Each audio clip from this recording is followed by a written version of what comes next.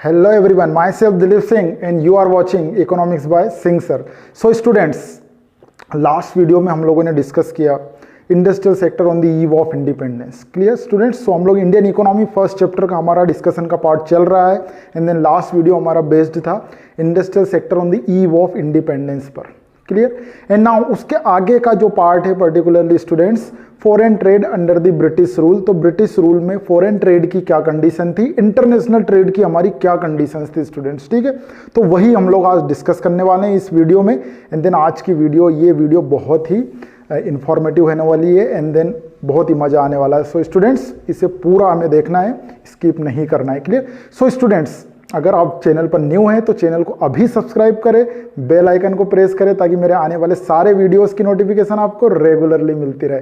So students, जल्दी से हम लोग वीडियो स्टार्ट करते हैं. And then foreign trade under the British rule, कि ब्रिटिश रूल में हमारे ट्रेड की क्या कंडीशंस थी, किस तरह से हमारा ट्रेड जो है वो होता था. एंड देन जब ब्रिटिशर्स यहाँ पर थे उस टाइम पर हमारा ट्रेड जो है वो किस फॉर्म में था. एंड देन जब ब्रिटिशर्स चले गए तो उसके बाद हमारे ट्रेड में क्या चेंज आए. तो जनरली हम लोग ब्रिटिश रूल के टाइम पर जो हमारा ट्रेड था वो डिस्कस करने वाले हैं स्टूडेंट्स. ठीक है, तो first of all foreign trade, international trade, external trade भी इसे हम लोग स्टूडेंट्स कहते हैं. ठीक है, so foreign trade, selling and buying of goods and services across the domestic territory. ठीक है, डोमेस्टिक टेरिटरी या बाउंड्री के बाहर जब हम लोग selling and buying of goods and services कर रहे हैं देन वो फॉरेन ट्रेड का पार्ट है, एक्सटर्नल ट्रेड का पार्ट है, इंटरनेशनल ट्रेड का पार्ट है स्टूडेंट्स. क्लियर? तो ये जो पार्ट है हमारा ये फॉरेन ट्रेड का हुआ. अब ब्रिटिश रूल में हमारे फॉरेन ट्रेड की क्या कंडीशन थी, ठीक है, वो हम लोग डिस्कस करने वाले हैं. तो मेजरली यहाँ पर 3 हमने पॉइंट्स या ऑब्जर्वेशंस मेंशन किए हैं, उसकी हेल्प से हम लोग डिस्कस करेंगे. तो जल्दी से हम लोग यहाँ पर आते हैं. मैंने सारे जो पॉइंट्स यहाँ पर मेंशन कर दिए students. Clear? So foreign trade under the British rule. Clear? Now first one is what, ये सारे पॉइंट्स जो हमारे फॉरेन ट्रेड की कंडीशन को रिफ्लेक्ट कर रहे हैं, ब्रिटिश रूल में क्या कंडीशन थी. ठीक है, so first point is what, net exporter of primary product and importer of finish goods. ठीक है, so net exporter of primary product and importer of finish goods. ठीक है, so net exporter of primary goods. ठीक है, तो primary जो products हैं, ठीक है, उन प्रोडक्ट्स का एक्सपोर्ट कर रहे हैं हम लोग. ठीक है, एंड देन फिनिश गुड्स जो है उसका इंपोर्ट कर रहे हैं, इट मींस परचेस कर रहे हैं. एंड देन एक्सपोर्ट कर रहे हैं हम लोग प्राइमरी प्रोडक्ट का, इट मींस रॉ मटेरियल का. स्टूडेंट्स, कंप्लीटली रॉ मटेरियल हम लोग एक्सपोर्ट कर रहे थे ब्रिटिश रूल में. एंड देन हमारा जो इंपोर्ट है वो फिनिश गुड्स का हो रहा था. ठीक है, सो यहां पर किन कमोडिटीज का हम लोग एक्सपोर्ट कर रहे थे एंड देन किन कमोडिटीज का इंपोर्ट कर रहे थे स्टूडेंट्स, यही हम लोग देखेंगे.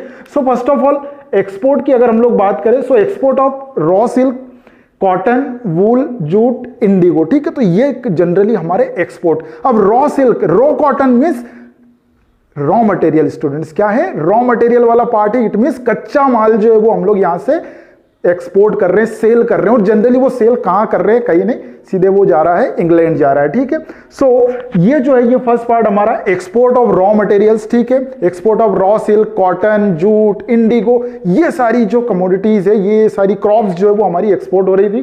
ठीक है, तो जनरली ये एक्सपोर्ट का पार्ट हमारा रिफ्लेक्ट हुआ. Now next one is what, import. So import of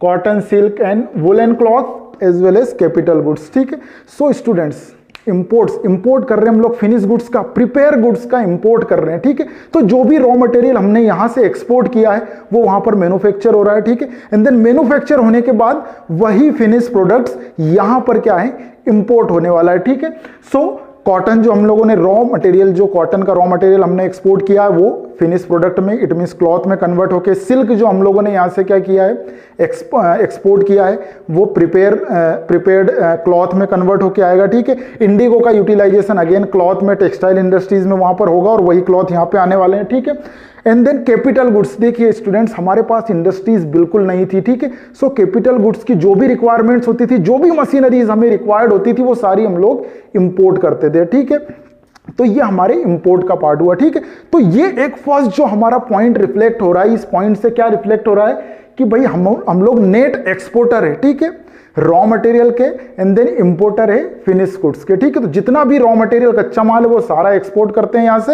and then जो फिनिश प्रोडक्ट्स हैं वो हम लोग इंपोर्ट करते हैं, क्योंकि यहां पर कोई भी सेटअप नहीं है, कोई इंडस्ट्रीज नहीं है जहां पर हम लोग खुद मैन्युफैक्चरिंग कर सके हमारी कंट्री हमारी इकोनॉमी में मैन्युफैक्चरिंग हो सके स्टूडेंट्स, क्लियर। तो ये जो पार्ट है ये हमारे नेट एक्सपोर्ट यानी इंपोर्ट वाला, ये हमारे फर्स्ट ट्रेड की कंडीशन को रिफ्लेक्ट कर रहा है, ठीक है। नाउ नेक्स्ट जंप करते हैं सेकंड पॉइंट पे students. So second point is what, monopoly control of India's foreign trade, ठीक है। तो मोनोपोली कंट्रोल है, monopoly control it means what, कि कोई सिंगल एजेंसी, कोई सिंगल बॉडी है जो पूरे हमारे ट्रेड को कंट्रोल कर रही है, एंड देन वो सिंगल एजेंसी क्या है, ब्रिटिशर्स है स्टूडेंट्स, क्या है, ब्रिटिशर्स है, जो हमारे ट्रेड को, हमारे एक्सपोर्ट इंपोर्ट को कंप्लीटली क्या कर रहे हैं, कंट्रोल कर रहे हैं, ठीक है। और सिर्फ उन्हीं का कंट्रोल, इसीलिए मोनोपोली, ठीक है। जहां पर सिंगल कंट्रोल, ठीक है, सिंगल कंट्रोल होता है वो मोनोपोली कंडीशन को रिफ्लेक्ट करता है, ठीक है। एंड देन यहां पर ब्रिटिशर्स का जो है वो क्या है, सिंगल कंट्रोल है, पूरा कंट्रोल हमारे ट्रेड पर ब्रिटिशर्स का है, ठीक है। इसीलिए monopoly control of India's foreign trade, ठीक है।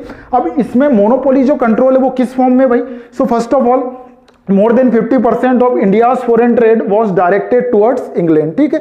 तो 50%, more than 50% से भी ज्यादा, 50% से भी ज्यादा जो हमारा ट्रेड है वो किसके साथ कंडक्ट हो रहा है, इंग्लैंड के साथ कंडक्ट हो रहा है स्टूडेंट, ठीक है। इट मींस कि हमारा एक्सपोर्ट इंपोर्ट जो वो पूरा मोर देन 50% जो वो इंग्लैंड के साथ, तो इट मींस ये है कि भाई यहां पर पूरा वो कंट्रोल करके रखे हुए हैं, ठीक है। ब्रिटिशर्स ने यहां पर पूरे हमारे ट्रेड को कंट्रोल किया हुआ है, ठीक है। इसीलिए तो 50, मोर देन 50% ट्रेड हम उनके साथ कर रहे हैं, ठीक है, क्योंकि उन्हीं का रूल है, ठीक है, वही हम पर रूल कर रहे हैं, तो उन्हीं के साथ हमें ट्रेड करना है भी, ठीक है। तो ये एक फर्स्ट पॉइंट, ठीक है, मोनोपोली को रिफ्लेक्ट कर रहा है। And then second thing is what, favourable trade conditions for Britishers, ठीक है।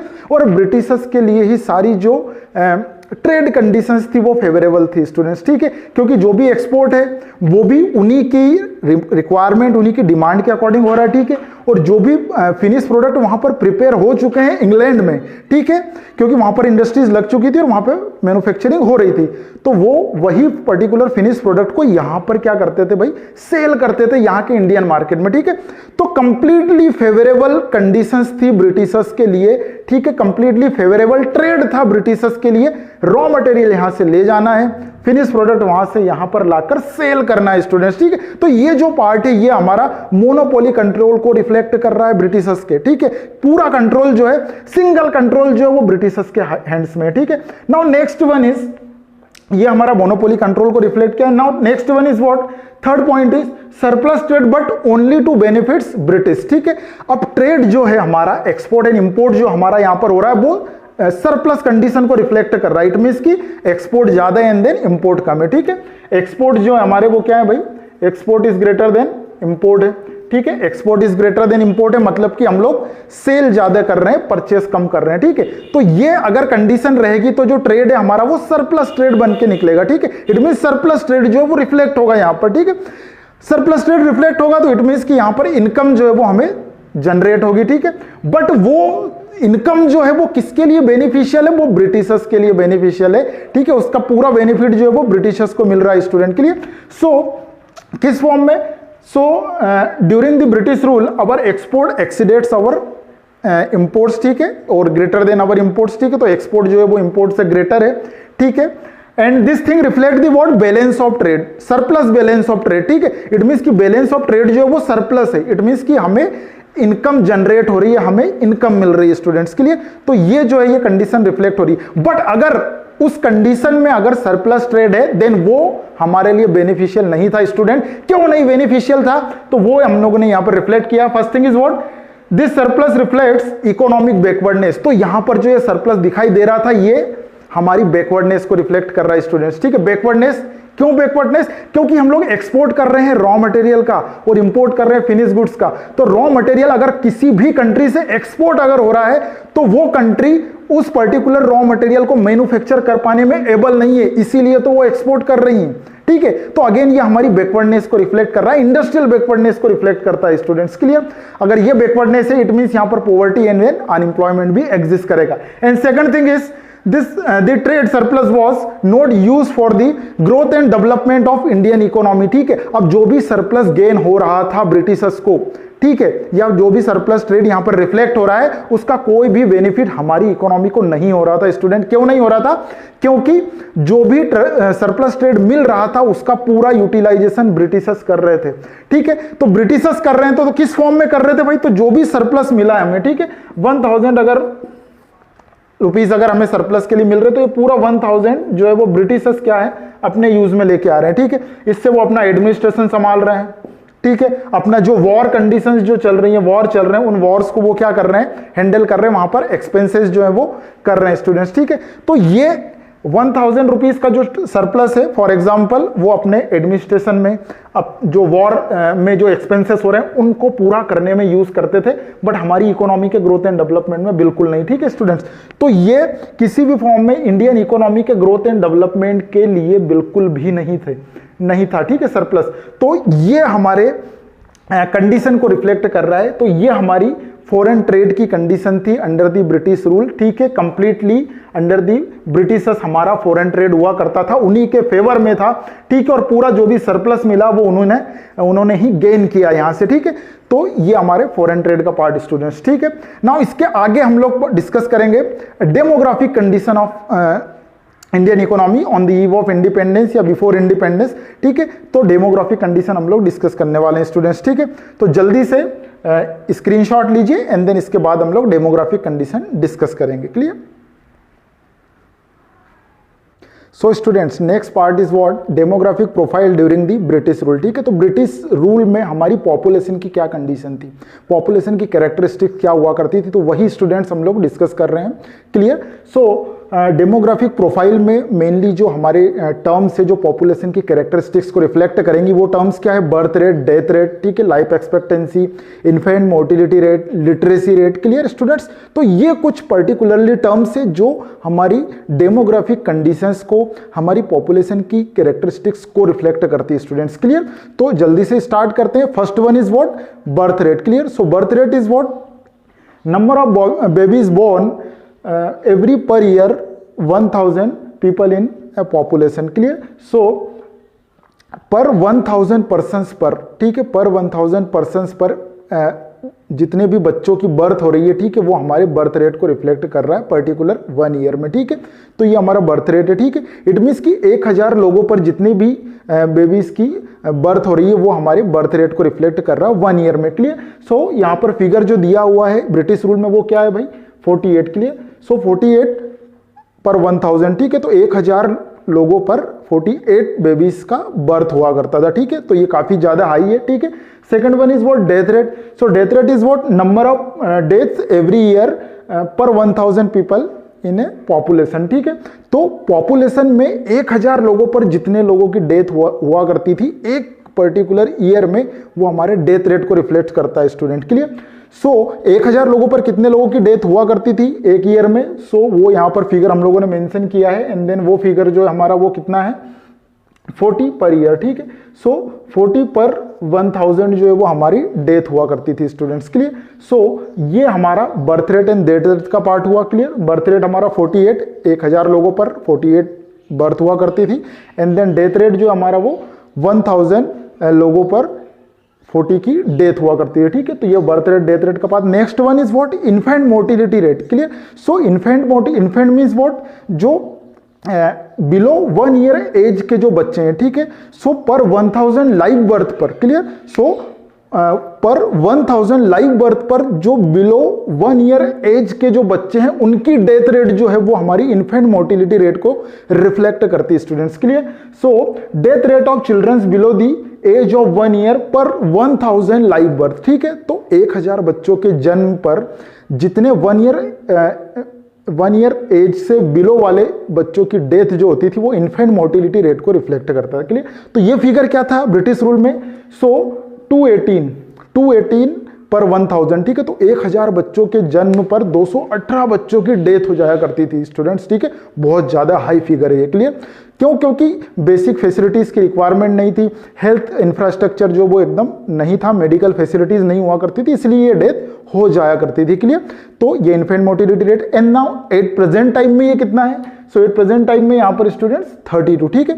तो पर 1000 लाइव बर्थ पर 32 बच्चों की बिलो 1 ईयर एज वाले बच्चों की डेथ होती है अभी भी, ठीक है। इट मीन्स कहीं ना कहीं अभी और हमें मेडिकल फैसिलिटीज को या ये कहें कि हेल्थ इंफ्रास्ट्रक्चर को इंप्रूव करने की रिक्वायरमेंट है स्टूडेंट्स के लिए। तो ये हमारा जो पार्ट ये इन्फेंट मोर्टिलिटी रेट वाला पार्ट हुआ ब्रिटिश रूल में और एट प्रेजेंट टाइम में भी हम लोगों ने देखा, ठीक है। Now next part is what, life expectancy. So life expectancy means what, average life of a person, ठीक है। इट मींस कि एक पर्सन ऑन एन एवरेज कितना सर्वाइव करता है, कितना जीता है, ठीक है। तो ये अगर हम लोग ब्रिटिश रूल में देखें तो यहां पर बहुत ही क्रिटिकल कंडीशन निकल के आ रही है 32 ईयर्स के लिए। सो 32 ईयर्स ही एक पर्सन ऑन एन एवरेज, ठीक है, सर्वाइव करता था या जीता था, ठीक है। इट मीन्स बहुत कम है यार, 32 साल ही जी पाना, 32 ईयर्स जीना, इट मीन्स बहुत क्रिटिकल कंडीशन है। ये अगेन रिफ्लेक्ट कर रहा है कि मेडिकल फैसिलिटीज नहीं है, हेल्थ इंफ्रास्ट्रक्चर की बहुत ज्यादा प्रॉब्लम है, क्लियर। तो क्योंकि पहले वाले टाइम में क्या है, ब्रिटिश रूल में और उससे भी पहले अगर हम लोग चले जाएं, ठीक है, तो काफ़ी हेल्थ इंफ्रास्ट्रक्चर बिल्कुल नहीं था और कई डिसीज ऐसी आती थी जो बिल्कुल महामारी की तरह, ठीक है, फैला करती थी यार, ठीक है। तो उसमें मलेरिया हो गया, ठीक है, हैजा है, टीबी है, ठीक है। तो ये इस तरह की जो है कुछ डिसीज जो है वो पूरा एकदम विलेजों में अगर चली गई तो विलेजेस पूरे एकदम साफ हो जाया करते थे, इतनी डेथ हुआ करती थी, ठीक है। इसीलिए 32 ईयर्स रिफ्लेक्ट हो रहा है स्टूडेंट के लिए। And now at present time में अगर हम लोग बात करें सो 69.4 ईयर्स, ठीक है। सो 69.4 ईयर इट मीन्स की अप्रोक्सीमेटली मतलब ये 70 ईयर्स के समथिंग रिफ्लेक्ट हो रहा है। तो 70 साल अभी एट प्रेजेंट टाइम में लोग सर्वाइव करते हैं, क्योंकि medical facilities, health care facilities जो वो काफी डेवलप हो चुकी है, काफी बीमारियों के इलाज आ चुके हैं, इसलिए ये 70 ईयर्स के समथिंग स्टूडेंट्स के लिए। तो ये लाइफ एक्सपेक्टेंसी वाला पार्ट। Now next one is what, literacy rate. So literacy rate means what, किसे हम लिटरेट कंसीडर करेंगे, ठीक है। So literate reflect those who can read and write, ठीक है। जो पढ़ ले और लिख ले वो लिटरेट है, ठीक है।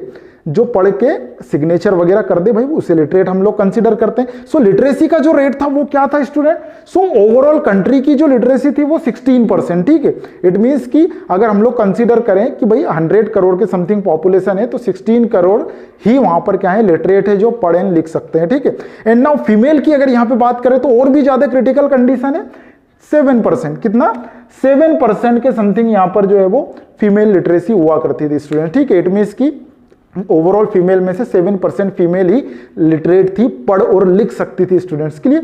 तो ये अगेन बहुत ज्यादा लो है, ठीक है। ये रिफ्लेक्ट करता है कि जेंडर बायसनेस कहीं ना कहीं है, ठीक है। इट मींस कि फीमेल एजुकेशन को उतना इंपॉर्टेंस नहीं मिल रहा था, ठीक है। तो इस वजह से फीमेल लिटरेसी जो है वो 7% के समथिंग यहां पर रिफ्लेक्ट हो रही है, क्लियर स्टूडेंट्स। तो ये हमारा लिटरेसी रेट के रिगार्डिंग जो है वो पार्ट हुआ, ठीक है। तो ये सारी कैरेक्टरिस्टिक्स जो ये हमारी पॉपुलेशन को रिफ्लेक्ट कर रही है, ठीक है। पॉपुलेशन की फीचर्स को रिफ्लेक्ट कर रही है कि ब्रिटिश रूल में इस फॉर्म में हमारी पॉपुलेशन की कैरेक्टरिस्टिक्स हुआ करती थी स्टूडेंट्स के लिए। तो ये हमारे डेमोग्राफिक प्रोफाइल का पार्ट हुआ, ठीक है। जल्दी से स्क्रीनशॉट लीजिए, इसके आगे डेमोग्राफिक ट्रांजिशन वाला पार्ट है वो हम लोग डिस्कस करते हैं। So students next part is what, demographic transition, clear. Last हम लोगों ने क्या डिस्कस किया है, demographic profile during the British rule, ठीक है। तो हमारी पॉपुलेशन की क्या कैरेक्टरिस्टिक्स ब्रिटिश रूल के टाइम थी, birth rate, death rate, infant mortality rate and life expectancy and literacy rate, clear. तो ये पार्ट हम लोगों ने डिस्कस किया, ठीक है। अभी हमें ये देखना है कि डेमोग्राफिक ट्रांजिशन हमारा कैसे हुआ। इट मीन्स कि हमारी कंट्री में पॉपुलेशन का जो ये कहें कि पॉपुलेशन स्प्रेड कैसे हुई है, पॉपुलेशन कैसे बढ़ी है, ठीक है। तो ये पॉपुलेशन के रिगार्डिंग हमारा डेमोग्राफिक ट्रांजिशन वाला पार्ट होने वाला है स्टूडेंट्स के लिए, कि कैसे सेंसस बाय सेंसस हमारी पॉपुलेशन रेगुलरली जो है वो इंक्रीज होते गई, ठीक है। तो वही पार्ट जो हम लोग यहाँ पर स्टूडेंट देखने वाले हैं। So first of all demographic transition, ठीक है। तो यहाँ पर थोड़ा सा हम लोग अगर चले तो 1921, ठीक है, 1921 एक पर्टिकुलरली ईयर है। इस ईयर को ईयर ऑफ ग्रेट डिवाइड बोलते हैं हम लोग। क्यों बोलते हैं, क्योंकि इस पर्टिकुलर ईयर के बाद से रेगुलरली हमारी जो पॉपुलेशन है वो इंक्रीज होते चली गई है, ठीक है।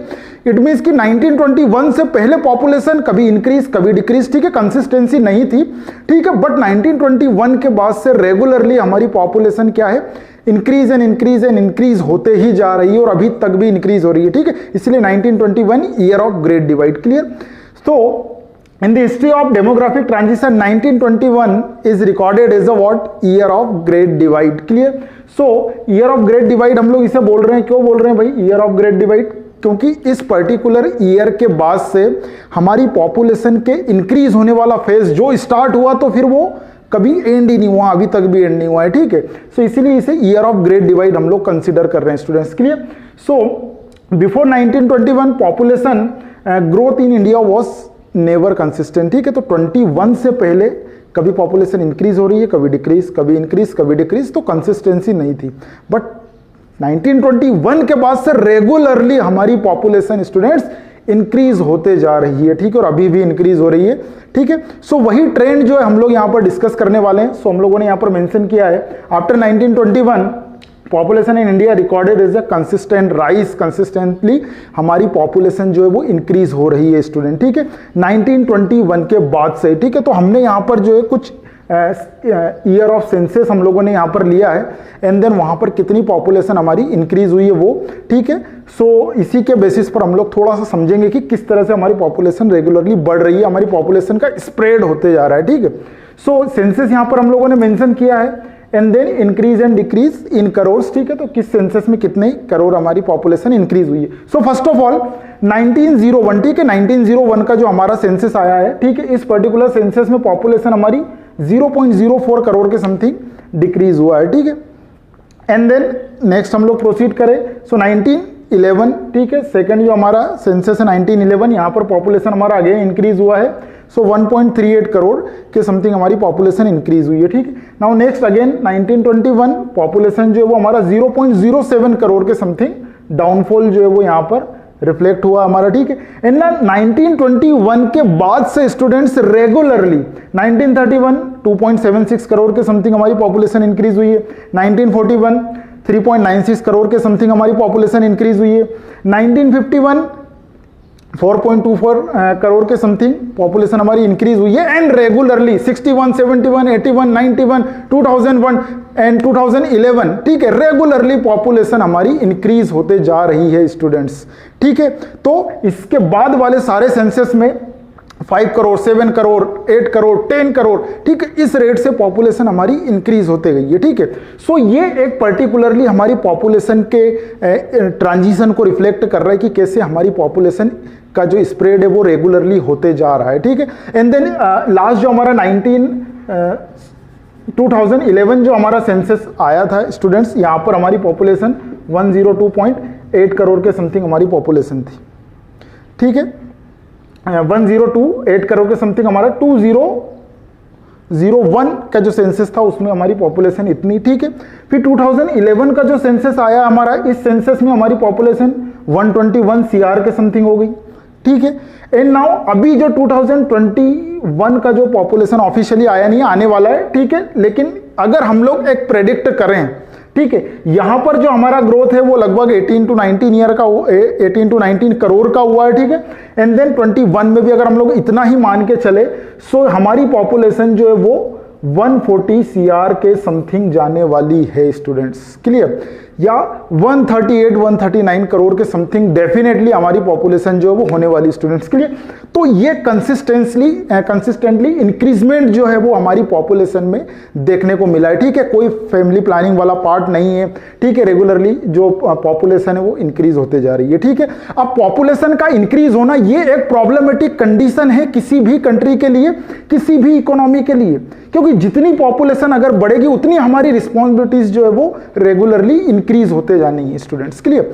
कैसे इंक्रीज होते जानी, क्योंकि उस पर्टिकुलर पॉपुलेशन का, जो पॉपुलेशन इंक्रीज हो रही है उस पॉपुलेशन का हमें क्या करना, बेसिक रिक्वायरमेंट्स फुलफिल करनी पड़ेगी, फूड क्लोथ शेल्टर की रिक्वायरमेंट हमें उनकी पूरी करनी पड़ेगी। सो हमारा मेंटेनेंस इन्वेस्टमेंट जो है वो रेगुलरली इंक्रीज होते जाना है स्टूडेंट्स के लिए। So consistently increasing population lead to excessively burden of maintenance investment. So maintenance investment जो है हमारा वो रेगुलरली इंक्रीज होते जाना है, ठीक है। मेंटेनेंस इन्वेस्टमेंट मींस व्हाट, की जो भी पॉपुलेशन हमारी इंक्रीज हो रही है उस पॉपुलेशन की जो भी रिक्वायरमेंट्स है वो तो हमें पूरी करनी है, वो तो हमारी गवर्नमेंट का जो है वो एक रिस्पॉन्सिबिलिटी वाला पार्ट है, क्लियर। सो ये मेंटेनेंस इन्वेस्टमेंट जो बेसिक रिक्वायरमेंट्स के रिगार्डिंग हम लोग करते हैं, ठीक है। सो ये मेंटेनेंस इन्वेस्टमेंट रेगुलरली हमारी इकोनॉमी का इंक्रीज होना, ठीक है। अब अगर रेगुलरली मेंटेनेंस इन्वेस्टमेंट अगर इंक्रीज होगा तो फिर यहां पर क्या होना भाई, so if maintenance investment is high, so growth oriented investment remain what, low, and it leads to the what, backwardness, ठीक है। अगर मेंटेनेंस इन्वेस्टमेंट अगर रेगुलरली हमारा इंक्रीज होगा, बढ़ेगा, तो हमारा ग्रोथ ओरिएंटेड इन्वेस्टमेंट जो, अगर हम लोग फूड क्लोथ शेल्टर में ही अगर जो रिसोर्सेस अगर उन्हें स्पेंड करते जाएंगे या एक्सपेंडिचर हमारा होते जाएगा, तो ग्रोथ ओरिएंटेड इन्वेस्टमेंट जो इंडस्ट्रीज में, ठीक है, इंफ्रास्ट्रक्चरल डेवलपमेंट में जो हमारा इन्वेस्टमेंट होना चाहिए वो नहीं हो पाएगा स्टूडेंट्स के लिए। तो ये अगेन प्रॉब्लमेटिक कंडीशन है, एंड देन ये हमारी बैकवर्डनेस को भी रिफ्लेक्ट कर रहा है, ठीक है। इससे कई सारी प्रॉब्लम, पॉवर्टी, अनएम्प्लॉयमेंट, ये सारी प्रॉब्लम्स क्रिएट होती है स्टूडेंट्स के लिए। तो ये प्रॉब्लम जो ये यहाँ पर रिफ्लेक्ट हो रही है। एंड देन यहाँ पर अगर हम लोग बात करें तो 1951 का जो ईयर है, ठीक है, इस ईयर के बाद तो पॉपुलेशन का जो ये कहें कि ट्रांजिशन जो हुआ वो एक्सप्लॉयटेटिव वे में हुआ है, एक्सप्लोजन हो गया, पॉपुलेशन एक्सप्लोजन हो गया, यहाँ पर बिल्कुल विस्फोट हो गया, ठीक है। रेगुलरली बहुत फास्ट रेट से पॉपुलेशन हमारा इंक्रीज होते रहा है स्टूडेंट्स के लिए। सो ये जो है हमारा ये डेमोग्राफिक ट्रांजिशन वाला पार्ट है स्टूडेंट्स के लिए। तो ये इस पर्टिकुलर वीडियो में आज हम लोग इतना ही देखने वाले हैं, ठीक है। सो अगर वीडियो से रिलेटेड कोई भी अगर प्रॉब्लम है तो कमेंट सेक्शन में जाइए, कमेंट करिए, ठीक है। वीडियो अच्छा लगा लाइक करिए। आज की वीडियो में इतना ही, नेक्स्ट वीडियो में हम लोग मिलेंगे इसके आगे के पार्ट के साथ, ठीक है। एंड देन अगर चैनल पे न्यू है तो चैनल को सब्सक्राइब करें, बेल आइकन को प्रेस करें ताकि मेरे आने वाले सारे वीडियोस की नोटिफिकेशन आपको रेगुलरली मिले। सो नेक्स्ट वीडियो तक के लिए स्टूडेंट्स बाय बाय, जय हिंद, जय भारत।